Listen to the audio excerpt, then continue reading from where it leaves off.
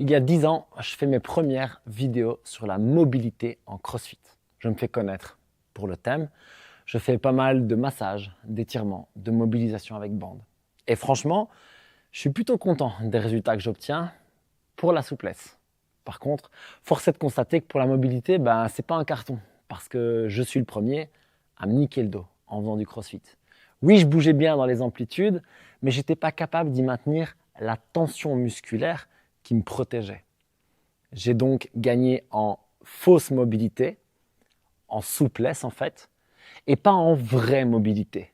La force, la bonne tension musculaire dans les amplitudes maximales.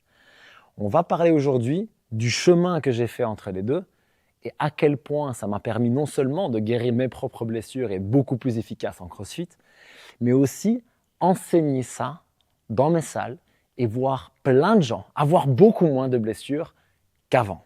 Ce que je faisais dans les anciennes vidéos, on va vous le montrer avec quelques petits extraits. Désolé pour la qualité, c'est des vieilles vidéos. C'était des étirements, c'était des mobilisations avec les bandes et c'était des massages. Et tout ça, c'est vrai que ça fait du bien.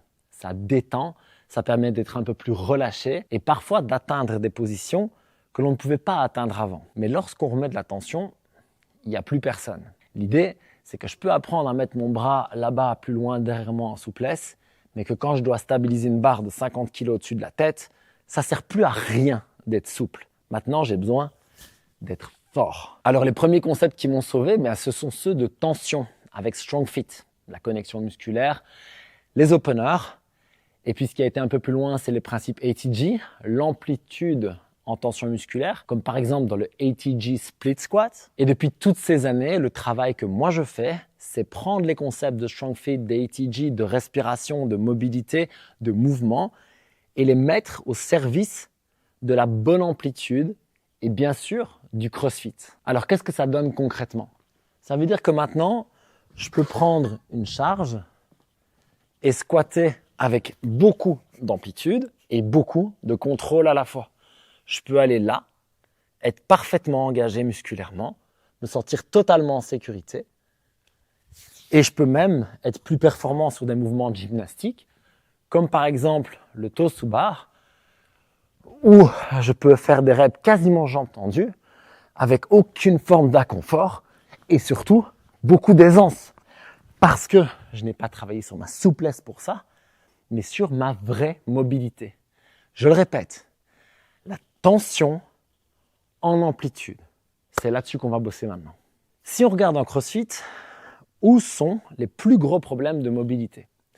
La première chose, c'est qu'on manque de core, de noyau. Viens, va voir avec moi. On peut imaginer que le core, il va se séparer entre les muscles que l'on va avoir à partir des fesses et jusqu'à la colonne lombaire. On va prendre ça de l'autre côté et on arrive là. Qu'est-ce qu'on va avoir? Au centre de tout ça, les abdos évidemment, les obliques, le transverse et un muscle que l'on ne voit pas sur le Goku, le psoas et les fléchisseurs de hanches de manière générale.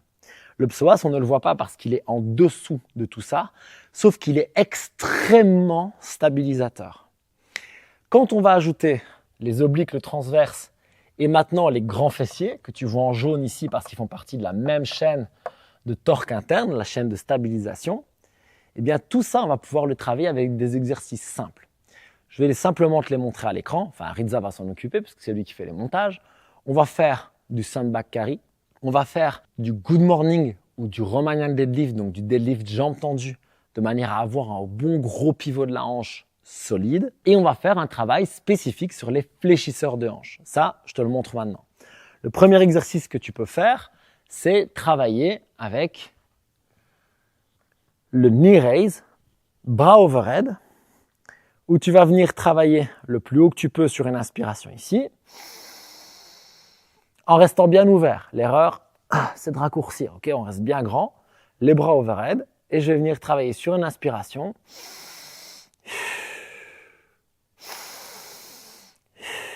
Et à chaque fois que je vais inspirer, je vais venir gainer ici, rentrer le ventre, essayer de trouver mes obliques en même temps.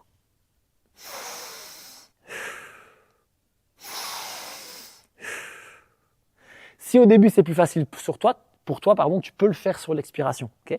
Tu peux venir là. Mais ce que je veux que tu trouves, c'est vraiment cette connexion entre ta cuisse et ton buste. Il n'y a qu'un muscle qui lie le haut, le bas et le haut du corps. Il n'y a qu'un muscle qui lie le haut et le bas du corps. C'est le psoas. C'est le seul qui fait le lien direct entre ta jambe et ta colonne vertébrale. Et on a besoin que ce muscle soit fort. Donc on peut commencer avec ça pour la connexion. Pour la force, on peut travailler jambes beaucoup plus tendues. Ça augmente le levier, c'est beaucoup plus difficile.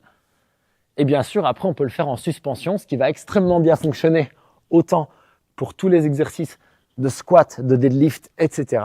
Et évidemment, pour la gymnastique, parce que quand j'ai des bons fléchisseurs, tout est beaucoup plus facile.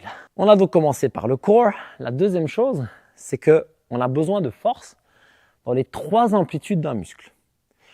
Donc, on va par exemple prendre le biceps. Ça, c'est le long range, la longue amplitude, quand mon muscle est étiré. J'ai besoin d'avoir de la force là. Ça va être quoi par exemple? La fin d'un chin-up. Alors, on va y aller doucement avec ça. Là, moi, je le fais au poids du corps parce que je suis habitué. Si vous ne l'avez jamais fait, vous faites avec une bande, vous faites avec les pieds au sol, vous faites ça intelligemment. Mais dans l'idée, c'est quand mon biceps est étiré, ici, est-ce que je suis capable de garder de la tension et de ne pas prendre de risques? Là. Ça, je peux évidemment le travailler comme ceci, décharger. Et puis, ça peut s'étirer, ça peut se travailler aussi avec des exercices d'isolation en petite amplitude. Mais on va y aller avec beaucoup de prudence. Un très bon exercice pour ça, en parenthèse, c'est le biceps opener. J'ai fait une vidéo dessus, vous pourrez aller la voir à la fin de celle-ci. Ensuite, on a le mid-range, donc là, le milieu du mouvement. Ici, bon, pour le biceps, c'est assez simple. Vous pouvez faire des chin-ups, vous pouvez faire des curl biceps. Pour le mid-range, il y a assez d'exercices qui sont assez faciles à travailler. Et puis, on a ce qu'on appelle le short range, la fin du mouvement. Quand le biceps est complètement raccourci et que je viens travailler ici. Pour l'ischio, par exemple, c'est cette portion-là, la fin, qu'on travaille quasiment jamais. Ici, là où rien qu'à faire ceci, on peut cramper. Alors, pour le biceps, ce serait la fin du mouvement, par exemple, pour vous montrer, ce serait ceci. Et est-ce que je peux garder la tension tout le long? Donc, dans toutes ces amplitudes, j'ai besoin d'avoir de la force. Alors, j'ai pris le biceps parce que c'est très visuel. Le bras est long, moyen, court, c'est très visuel. Mais on va trouver ça, par exemple, beaucoup avec le quadriceps. Puisque le quadriceps, quand il est là en bas, il est très étiré. Et c'est très compliqué pour un muscle de garder de la tension quand il est très étiré. C'est le cas aussi de nos fessiers dans cette position, qui sont très étirés. C'est très compliqué pour un muscle de garder de la tension quand il est très étiré. Et donc, j'ai besoin de travailler sur ces tensions en amplitude. Par exemple, avec le travail de fessier que je peux faire sur le banc. Pour commencer, je peux venir pour les fessiers. Le long range, ce serait ceci par exemple. Je vais aller chercher mon fessier complètement étiré. Je vais lui apprendre d'abord à garder de la tension en isométrique. Et puis peut-être en renforcement. On peut imaginer le Cossack squat aussi. Le Cossack squat est excellent pour ça. Je vais venir travailler avec la tension, pas la souplesse, sur de l'amplitude dans mon fessier, dans mon quadriceps. Et quand je suis au max ici, au lieu de me laisser m'écrouler et de me faire un petit stretch tranquille, ce qui est cool aussi, d'accord, c'est juste que c'est pas du tout le même objectif, je vais rester en tension sur mon fessier et repousser activement. Toujours avec l'aspiration nasale, comme point de départ. Tout ce que je vous montre là, c'est beaucoup moins spectaculaire que quand je fais un contracté relâché et qu'après, boum, j'ai mon front rack qui est comme ça. Ça, c'est vrai. Sauf que le contracté relâché, ça ne renforce pas autant dans l'amplitude. Ça peut être utile, mais c'est pas ça qui va me permettre après de débloquer un front rack, par exemple. Alors que du travail sur le triceps en amplitude, ça va me débloquer un front rack. Je le vois tout le temps. Alors d'ailleurs, il y a très peu de front rack qui ont besoin d'être débloqués. Il suffit en général de trouver la bonne tension musculaire. Mais si j'en ai besoin, il pourrait me suffire de travailler sur le triceps. Donc, on a bossé sur le core, très, très, très, très, très important. D'ailleurs, je pense que si vous êtes coach, ou si vous êtes membre d'ailleurs, et qu'il y a une chose sur laquelle vous devriez bosser, c'est les fléchisseurs de hanches. Créer de la structure avec tout ce qui est carry, etc. Et en plus de ça, la flexion de la hanche. Ok? Donc, soit de la jambe qui remonte, soit le buste qui revient, mais la flexion de la hanche. C'est incroyable les bénéfices en termes de santé et de performance. C'est un truc de fou. Ok. Deuxième chose, comprendre les 3 amplitudes et travailler dessus. Mais pour faire simple, parce que j'ai dit que c'était simple, et là je ne suis pas en train de faire des choses simples, j'en ai bien conscience. Ce qu'on va faire, c'est un bon contrôle des appuis et de la respi. Ça, c'est beaucoup plus simple à comprendre. Regarde, on va faire un squat, et on va placer nos pieds pour le squat, et on va faire contrôle des appuis et de la respi. À quel point est-ce que tu peux descendre en amplitude avec tes pieds à plat, tes abdos gainés et ton inspiration nasale. Ok, on essaye? Ok, ça, c'est ma vraie mobilité. Ici, je suis safe. Je suis gainé, je suis pieds à plat, je suis abdos serrés, je suis prêt à recevoir une charge. Regarde. Sans bouger, j'ajoute une charge et je suis toujours parfaitement actif.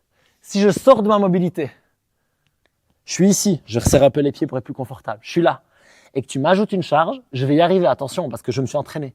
Mais on va voir que c'est beaucoup moins stable. Tu vois, ici, je suis pas actif. Là, si tu mets une charge sur le dos maintenant, je suis foutu.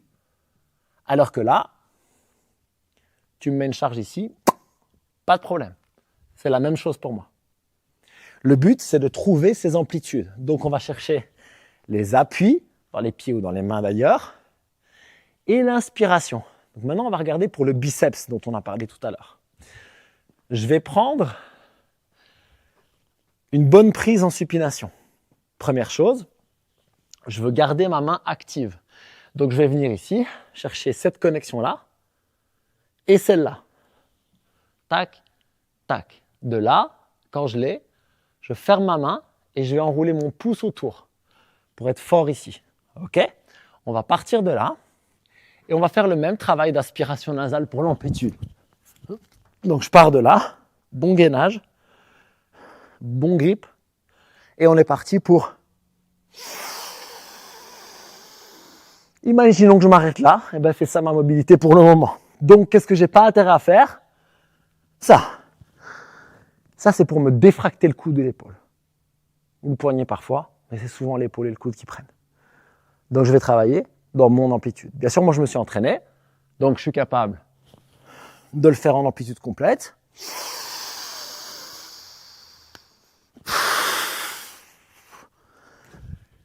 Mais ça demande beaucoup de travail. Et surtout, ça nous montre à quel point on sort de notre mobilité régulièrement et à quel point c'est dangereux de le faire. Donc avant, pour la mobilité du squat, j'allais faire des mobilisations avec la bande. On va essayer de vous insérer les plans de la old school. On faisait des étirements, par exemple, du quadriceps contre le mur en calf stretch. On allait faire des massages du quadriceps avec la barre. Et tout ça, c'est vrai, allait changer notre perception, allait changer l'état de notre système nerveux et donc nous permettre d'atteindre des nouvelles amplitudes. Mais une fois qu'on mettait de la charge, c'était reparti dans les problèmes. Maintenant, mon approche pour un squat, ça va être 80G split squat, ça va être sandbag carry et ça va être travail des fléchisseurs de hanches, par exemple dans un pike ou encore dans du leg raise à une jambe ou à 2 jambes pour ceux qui peuvent. Ça va être du renforcement dans toutes les amplitudes. On va prendre le temps de maîtriser, de devenir plus fort et donc de gagner en vraie mobilité. Alors tout ce que je t'ai dit dans cette vidéo, tu peux déjà commencer à l'appliquer maintenant, que ce soit sur toi ou si tu es coach, chez les personnes que tu coaches. Mais d'abord, teste sur toi-même, comme toujours. Si tu veux des vidéos plus complètes et un programme même à suivre, par exemple pour la mobilité du squat, tu peux aller dans ma communauté sur Jack's Team Community sur School, le lien est dans la description, et ça te permettra d'avoir des ressources bien précises à suivre, vraiment des plans étape par étape. En plus de ça, j'y fais des lives, donc tu peux me poser toutes tes questions là-bas. Et dans tous les cas, je continuerai de vous balancer plein de vidéos de cette qualité sur cette chaîne. On continue à s'entraîner avec intensité, intelligence et à bouger avec de la vraie mobilité. Peace.